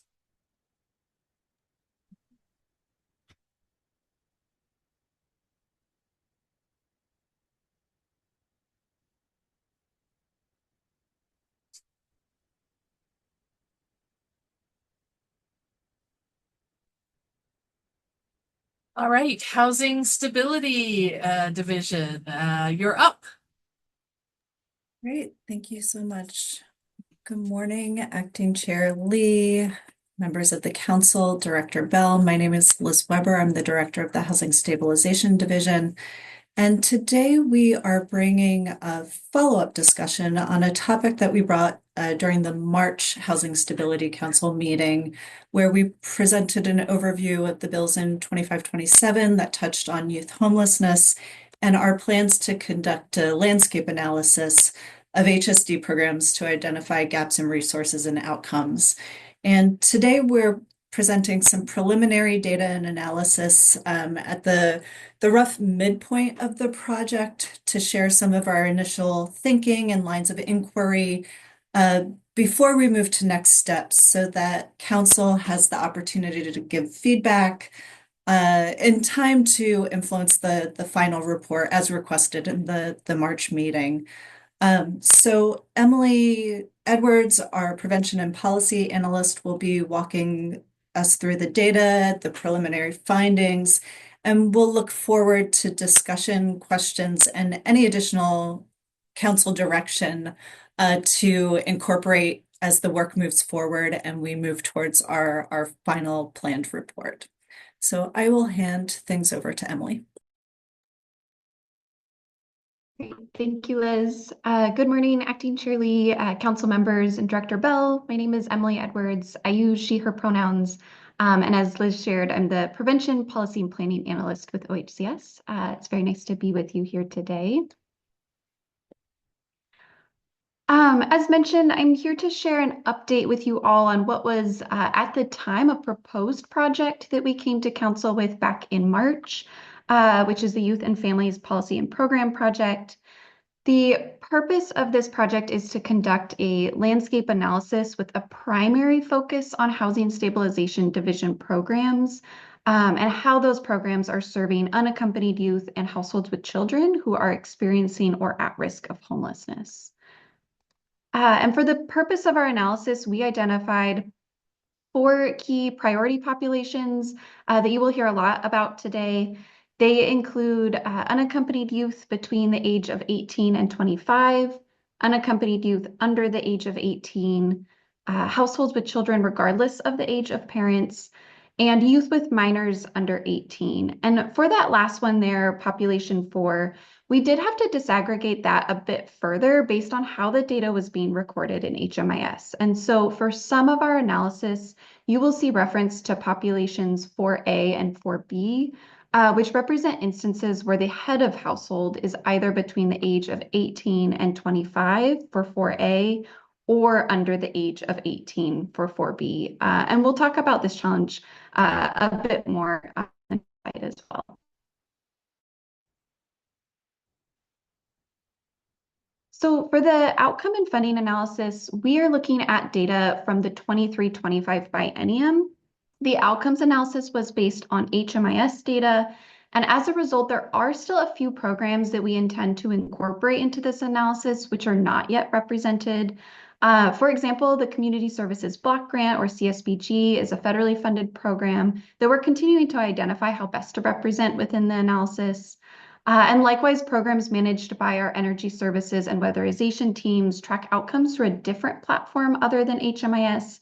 And these two will be incorporated into the continued analysis, but are not yet represented here today. Data inconsistencies have been identified as a primary challenge for this project. Programs across our division have differing reporting requirements and guidance for providers, which have led to difficulties when looking to draw conclusions based on the data. And likewise, we've also found this project to be particularly challenging in that comparing outcomes of, say, a shelter program compared to a rapid rehousing or eviction program is difficult to do while still accurately reflecting the program's success and unique goals. And as an example of some of these challenges, Population 4B that I referenced earlier reflects those households where the head of household is under the age of 18 and there are additional minors present within the household. And this population resulted in a much lower outcomes than we initially expected. However, we identified that at times, conflicting guidance on how to record these households may be the likely cause.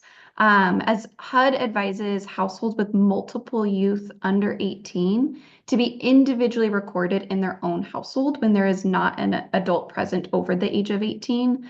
Therefore, not presenting as a youth-headed household with minors, but instead showing up in our Population 2 unaccompanied youth under 18. And that might be getting a little bit in the weeds here, but we did just want to be transparent about some of the challenges that we are encountering so that you have awareness as we look through our preliminary findings. And as we continue the analysis, these findings may be adjusted as well for all findings. And so they should be considered at this time as preliminary estimates that we will be continuing to explore in advance of our fall report. And then lastly, we did also want to mention that in addition to the outcome and funding analysis, we also incorporated conversations with grantees, OHCS divisions outside of HSD, and other state agencies, and those findings will also be reflected in that final report. HSD currently has 3 programs that specifically target unaccompanied youth or households with children. The Youth Emergency Assistance the Youth Emergency Housing Assistance Program, or YEHA, was originally allocated $5 million during the 23-25 biennium, specifically to serve school-age K through 12, either unaccompanied youth or youth and their families. This program is administered in 5 counties, which were identified based on need using the Oregon Department of Education's annual report card data. And one of the key elements of YEHA is that it uses the McKinney-Vento definition of homelessness to determine eligibility for the program. The ODE report card data identified that from the 2016 to 17 school year to the 22-23 school year, doubled up households accounted for 71 to 77% of the houseless student population, which really reflects or highlights the high number of households who may be missed when using other definitions of homelessness. The Rental Assistance for Youth Program, or RAY, was a pilot program established in the 21-23 biennium with a total of $4.5 million. And it is near being fully expended by the 3 regions administering the funding that has rolled over again into this biennium. And then the Housing Stabilization Program, or HSP, is a program specifically for those receiving TANF or Temporary Assistance for Needy Families. TANF clients are referred to OHCS by the Oregon Department of Human Services through a formal referral process. And compared to the other 2 programs, HSP is a bit less flexible in its eligibility and use of funds requirements. So moving into our preliminary findings, we wanted a better understanding of how much funding is estimated to be allocated specifically to serve youth and households with children. HMIS does not provide actual program expenditures associated with specific households or demographic groups. So to estimate the distribution of funding across population types, we first gathered total program expenditures from OPUS, which is HSD's primary grant management system. We then multiplied the total expenditures by each population's share of total households served. And so this is very much an estimate. We know, for example, that household size has an impact on amount expended per household, and there are other factors that influence that household cost as well. And this was a way that we were able to provide a really high level estimate of the funding being allocated specifically for youth and households with children. The second thing we want to highlight here is that, as mentioned previously, not all HSD programs are currently included within this analysis. So the total amount included within the analysis is different than the total amount allocated to our division during the 23-25 biennium. As we continue to incorporate and adjust programs within the analysis, we will adjust our funding analysis as well. So these numbers may likely change within our final report. But what we did find from these preliminary findings is that unaccompanied youth and households with children represent a collective estimate of 33% of all households served and funding across our division, with 67% representing all other households. When looking specifically at the population, the population most represented is households with children, which make up an estimated 22% of the funding allocated, followed by unaccompanied youth between the ages of 18 and 25, which represent 8%. And again, you'll see here for population 4B, when looking at households where that head of household is under the age of 18 and there are minors present in the household, we see really low results. And again, have identified this to likely be caused by differing guidance on how these households are recorded in HMIS. Specifically for those households, or excuse me, for those programs that have been included in our analysis thus far, where the total expenditures are above 10 million, this graph here represents the rate to which those programs are serving each of our identified populations.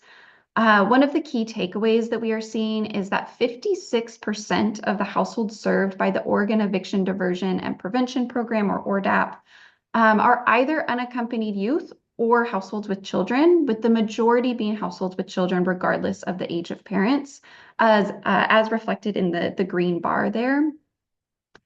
It's worth noting that ORDAP saw a 66% reduction in funding from the 23-25 biennium to the 25-26 biennium.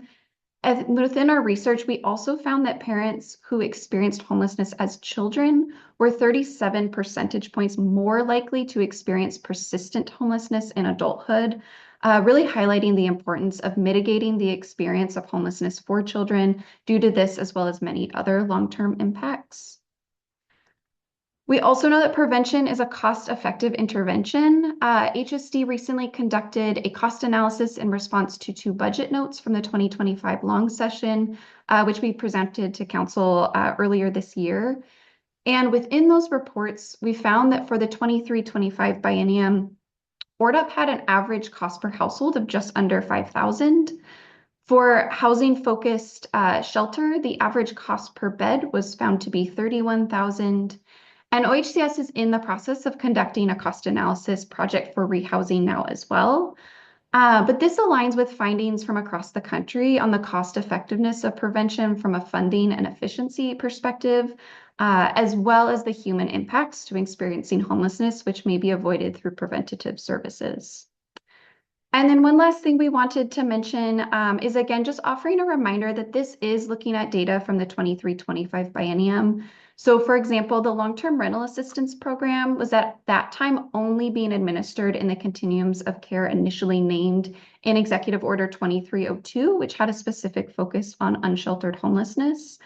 The program has now been expanded into the balance of state, but this took place in the 25-27 biennium, so is not reflected in this data here.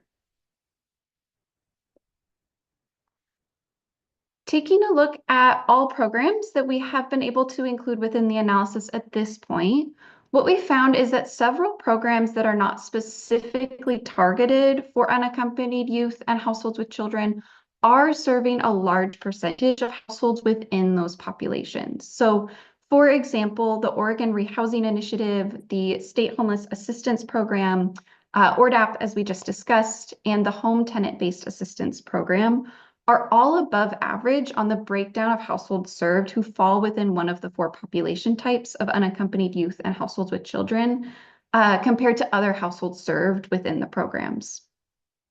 The 3 youth-focused programs are also represented here, and we did want to acknowledge that they are also showing some households within the all other category. These programs should only be serving youth or households with children based on the eligibility of the programs. But what we identified is that the methodology used to categorize households served within our 4 population types relied on some key data fields, specifically family type and age. And when those data fields were missing, they were not automatically pulled into one of the 4 categories, which may be accounting for that small percentage shown in the all other for those programs.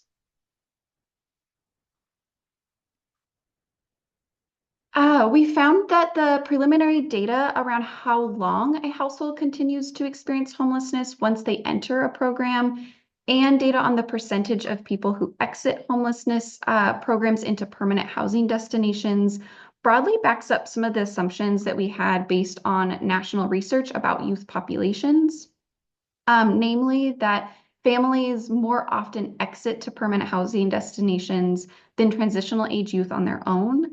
And that non-congregate shelter and transitional housing can be an important bridge for youth and families in particular. But more work is needed within these data sets to put forward some more robust conclusions around these 2 pieces. So we will be continuing to look into both of those. For some of the demographic information, I do want to again call out that the analysis is on the household level, and therefore this information is based on the head of household and is not reflective of all household members. But when looking at the race and ethnicity of head of households, we found that there is a higher rate of BIPOC households being served who represent households with children compared with households where the head of household is white, as reflected in the last 3 columns there. And this is a wider distribution than when looking at unaccompanied youth, as represented in the first 2 columns. Nationally, BIPOC youth experience a disproportionate risk of homelessness, and so we're particularly interested to continue looking into how HSD programs are serving BIPOC households compared to statewide data on need. When looking at the data that included, we found that among unaccompanied youth, as shown in populations 1 and 2, the first 2 columns, there was an increased rate of individuals who identify as non-binary or transgender. And this aligns with data nationally, which has found that LGBTQIA2S+ and questioning youth are 120% more likely to experience homelessness compared to youth who identify as cisgender and heterosexual. Our data also showed that specifically for households with children, the head of household was primarily women or girls, depending on age. And again, this data is on the household level rather than looking at all individuals within the household. So it is important to keep that in mind when coming to conclusions. But again, this is data that we want to continue to explore as well. Our last item here from our preliminary analysis findings is looking at HSD outcomes in comparison to identified statewide need as reported in the point-in-time count and McKinney-Vento data on homelessness. I want to preface this information by stating that in both cases, this is an imperfect comparison. For our internal analysis, outcomes were being analyzed on household level.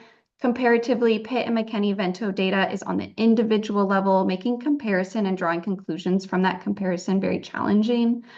So this is very much so meant to be taken as an estimate, and again, is one that we'll continue looking into for our analysis. This table is also a bit complex, but really our key takeaways here is that whether we are looking at Pitt data or McKinney-Vento data, HSD's programs are serving households with children at a higher rate compared to the rate of identified need.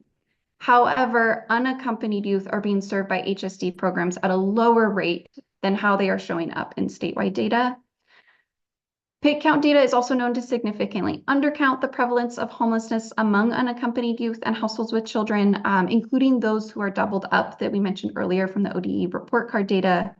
So in looking at McKinney-Vento data, we did limit our comparison to only look at those households with a member under the age of 18 for comparative purposes. And in this case, we found that the distribution of households served within HSD programs was 4.4% for unaccompanied youth and 95.6% households with children. Whereas comparatively, McKinney-Vento data indicates that the need is a distribution of 15% unaccompanied youth and 85% households with children. And this indicates to us a need to further explore the cause of gaps within HSD programs and how they are serving unaccompanied youth. We also acknowledge that other state agencies have some programs specifically tailored to serve this population, specifically the Youth Emergency Homelessness Program administered by ODHS. However, we see this as an opportunity to further explore and understand our programs and the broader landscape that they are operating within, and seek opportunities to identify potential barriers that may be in place and opportunities to continue our collaboration with other state agencies.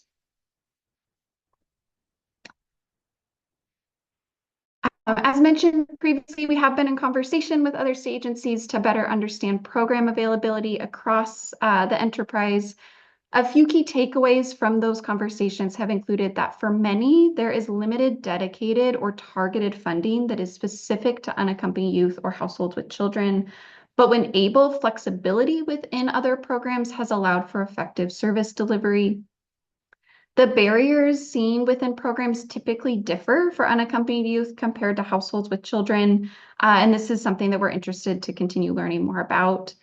And lastly, cross-agency collaboration and referral pathways really vary in terms of what has been established. But in general, there was a high level of interest in continuing to foster strong collaboration across programs.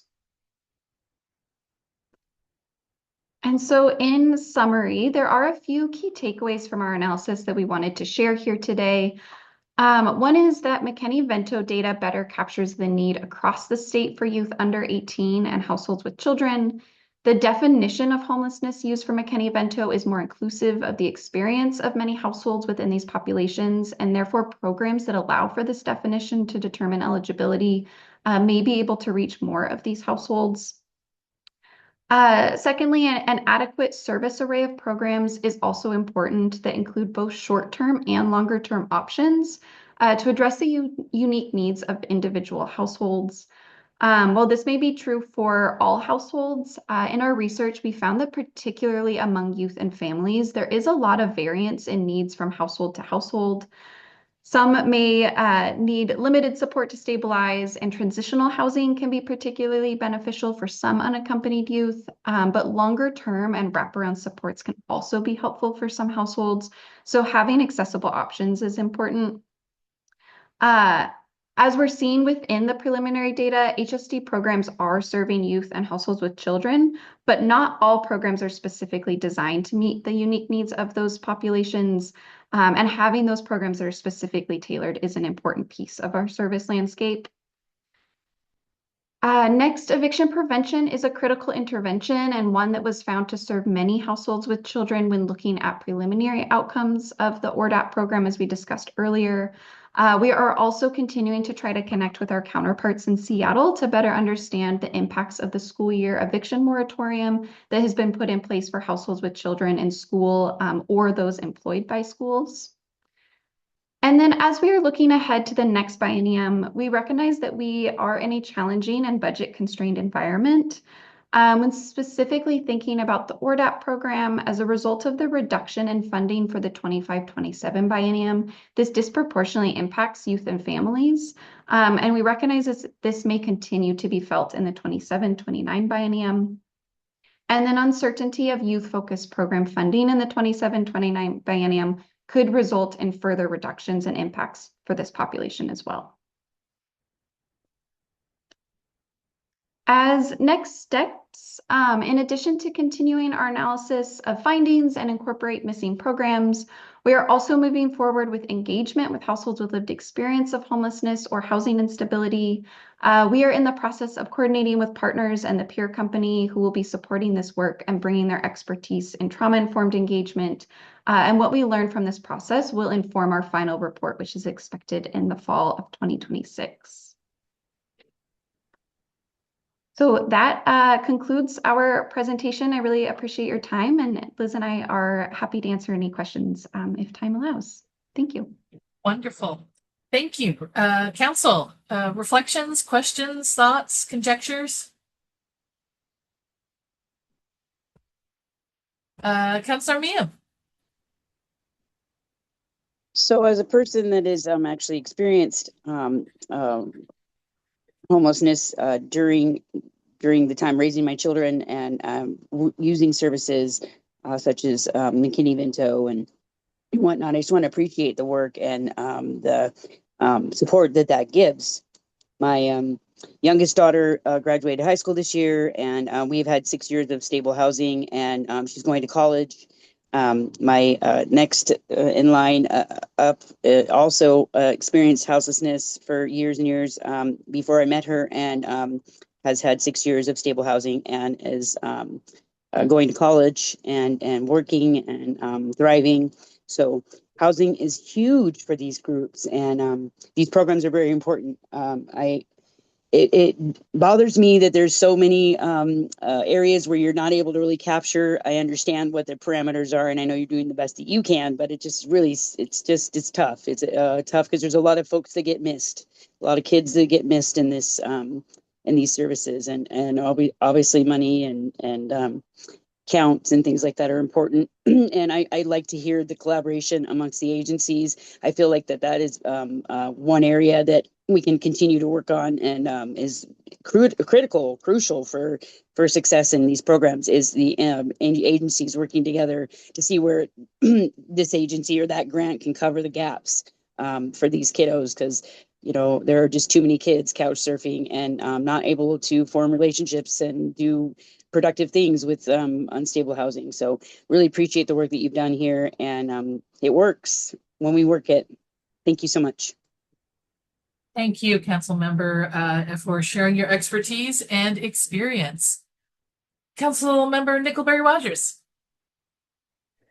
Thank you, Acting Chair and the group doing the presentation. I get that gathering this data is difficult, but truth is in the numbers. And even as we continue down the path of the state reducing funding, I think having this data to back it up can present, yes, instead of decreasing, we need to increase it, or in the collaboration, hopefully get some other folks interested to, come up with a new grant or see how serious the problem is. Because if we can fix the home, have stable housing, do the intervention for the use, it will just make society a lot better. So I appreciate your work. Thank you. Any other council member? Liz, please. Thank you. Just a quick response. I think one of the things that we can look at and include in the final report is more information about the cost per household and the different types. And so that may give us more information to share, like an X% reduction in funding would impact X number of households. Of course, that's not going to be a perfect accounting of that cost, but I do know it's sometimes helpful, in addition to understanding the human impact and cost, to see what it actually means in numbers where we have funding reductions, how that actually translates to number of households able to be served. So that is something that we can make sure that goes in the final report. I also just wanted to briefly mention the Washington data that was asked for by the council. We do have that, and we anticipate sending it out to council next week. And like Emily said, we'll be including that information in our final report as well. Wonderful. Thank you so much. Anyone else, any last words on the presentation? Councilmember Lee, maybe just a couple of very quick things. So I want to just maybe add a few additional kind of bumper lanes for council as we're thinking about this in the context of all the other things. So one is inherently when we talk about youth, we are talking about the future. And so thus the reason we're really wanting to unpack what it is we're looking at and learning now, so that as we go into agency request budget, as we think about the next statewide housing plan, we can do so with acknowledgement that inherently with youth, that they are the future people that will be sitting in these spaces, hopefully. And so as much as we've talked about eviction prevention and upstream investments, it don't get much more upstream than youth investment. So I think that's one thing I want to just emphasize.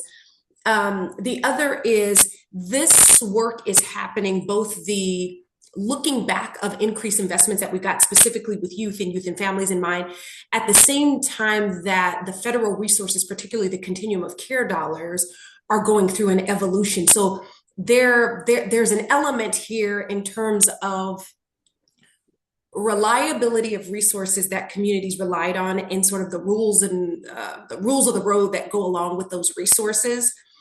And then this is also on top of, again, not to be the depressing person here on a wonderful Friday morning, but also this is coming on the heels of a lot of cities and counties experiencing fiscal restraints. So where there were a lot of big wins and folks are having to reduce investment into some of the core areas that we've all seen to be effective. I say all of that because as we're thinking about whether it's the agency request budget, how we maximize the resources that we have so that it is delivering the level of outcomes, I think there is something that we can take from, yes, we need more money for a lot of things, but also where can we make some tweaks to the existing ways that programs are designed to go further? So within HCS programs, but then where we can look at sort of the consolidation or thinking about a systems approach across other core programs that may even be more well or more generously funded across the enterprise. So I think all to say, this is us sort of trying to build a really robust course of action that's focused on youth across our work that is focused on homelessness solutions and eviction prevention. So however we can help further unpack this for council or dig in to say, point us in the right direction if you see something missing or that here, but we're throwing a lot of big things at council, and we also want to make sure that we have the environmental realities in front of us as well, and then think about what that means for the things that we can control. And there are a lot of things that we do control. Thank you. You spoke to a number of thoughts I was having in relationship to this. It's wonderful to have the data with all the caveats, and I know how hard that is sometimes to even just get that data. So completely appreciative. And now the challenge for us all is, what do we do with that data? How does that data start to inform our decision making? And the points, Director Bell, that you are raising, particularly to the budget. Yes, on the statewide housing plan, and also the budget conversations. I feel like we as a council, we can't be into line item budgets. We can't be into, put $2 here, put $2 there. What we can do, and I hope we'll have a very deep conversation about, is what are the priority focus areas for this council in advising the department on how to build that budget, where to put the requests in. Things like, we want to prioritize eviction prevention. We want to prioritize services for young people. We want to prioritize, and it's not a pitting against, right? And if we have $1, want that dollar to go to prevention as opposed to, short-term shelter beds. right? Because we know in the long term, while that's life-saving for many, short-term shelter beds are not going to address the problem and the challenges of homelessness across our state. And so I feel like it's our job as the council to have those hard conversations with each other about can't do everything.